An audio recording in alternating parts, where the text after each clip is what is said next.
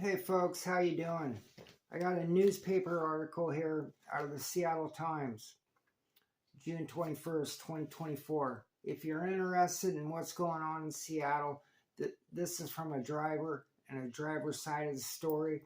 This is from the streets. You're not hearing very many stories from the streets and from gig app drivers, but here's a good one. So credit.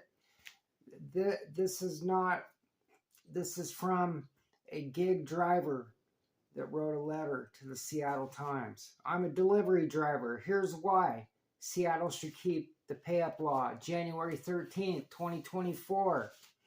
The pay-up ordinance went into effect. $26.40 an hour active time before tips and mileage. As a longtime delivery driver, I take exception to the June 10th op-ed by the Drive Forward Executive Director Michael Wolf, arguing that what delivery workers really need is lower pay. The column described Drive Forward as representing gig workers. Drive Forward is labeled as a driver advocacy group, but they don't represent workers like me at all. This Mupapa, I'm not going to say the last name because I don't want to do any harm to the name. So Drive Forward, they don't represent workers like me, the person writing this letter. As the Times itself has published, Drive Forward was founded and is funded by Uber and DoorDash. It's supposed to be a driver advocacy group, but it's funded by Uber and DoorDash. Its board is controlled by Uber and DoorDash executives. I have been an Uber delivery driver for several years to supplement my Social Security benefits. After undergoing treatment for 2 different cancers, while Uber continued to charge high fees to customers and restaurants, our pay was getting lower and lower. I regularly got orders paying $3. We've all seen this on Uber Eats. We've seen it on all these apps. No tip customers. As contractors, we drivers pay all our own expenses, like tires, oil changes, etc. Starters, transmissions, whatever may go out. Like mileage and extra taxes. And 1099 taxes at the end of the year. So I would have to somehow cover all those costs out of that $3. I once received an order from a restaurant in Bellevue for a delivery to a customer in Seattle that paid only $5. The mileage alone would have cost me more than Uber was paying. Stick with me, folks. That all changed this year when Seattle's new pay-up law took effect. January 13th, the Seattle City Council voted this new law last year, and it went into effect in January, requiring apps to pay at least minimum wage after expenses on each job. I compared my total earnings from January last year, 2023, and January and May of this year. Before and after the payout ordinance, for those 5 months in 2023, so January through May in 2023, this driver made $6,690 total. This year, 2024, with the pay-up ordinance, the new law that went into effect, the $26.40 active time ordinance. So this year, this driver, from $6,690 last year, this year they made $10,115 during the same period, January through May. The pay-up law put much more money in my account for roughly the same effort. Now, thanks to pay-up, I decide which offers I take without being penalized by Uber. If I have to wait for an order at a restaurant or get stuck in traffic, I finally get paid for that time. Before, I would find myself getting irritated when any problem arose and even got into arguments. My customer satisfaction rating has been consistently, this is Uber Eats customer rating.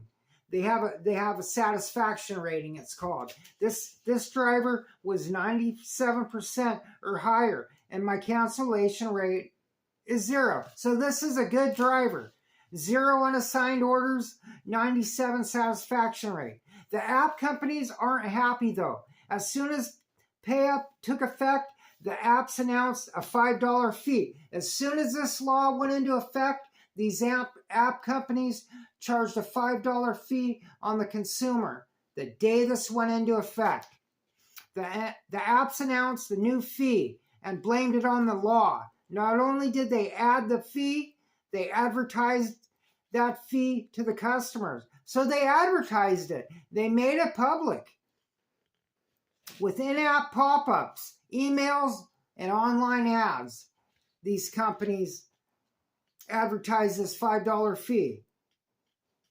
The result was reduced demand as part of a strategy to repeal the law. So just last month, last month, they were taking this to the Seattle City Council to repeal this, but they put a halt on it. They want to see more data and more information. They want struggling restaurants to blame struggling drivers for their problems and customers to blame the city. In my opinion, app companies are gouging restaurants. Well, we know that. 30% commission, as high as 30%. Stick with me, folks. And customers all at the same time. I have sympathy for the restaurant owners because it's a tough business. And app companies are hurting them too. Apps charge restaurant fees as high as 30%, just what I said, of the order price. If Seattle wants to help restaurants and make delivery affordable, we should lower that fee, not the workers' pay. So this delivery driver for Uber Eats is saying, get rid of the $5 surcharge that go on to consumers.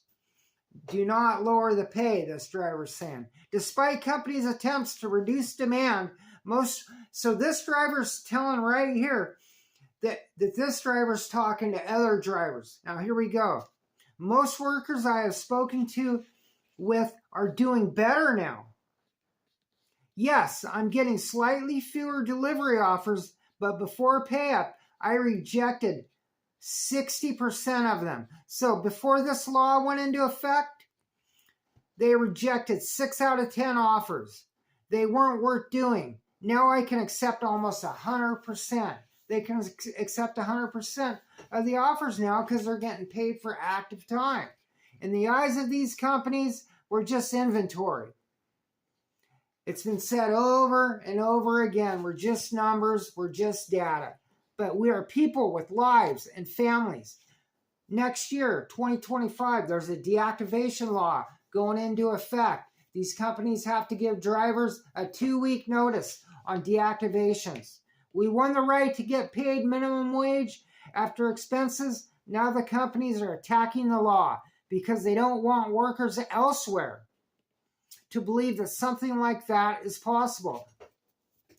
This gig economy is a new era. You're going to continue to see laws and regulations throughout the states. It's just the beginning.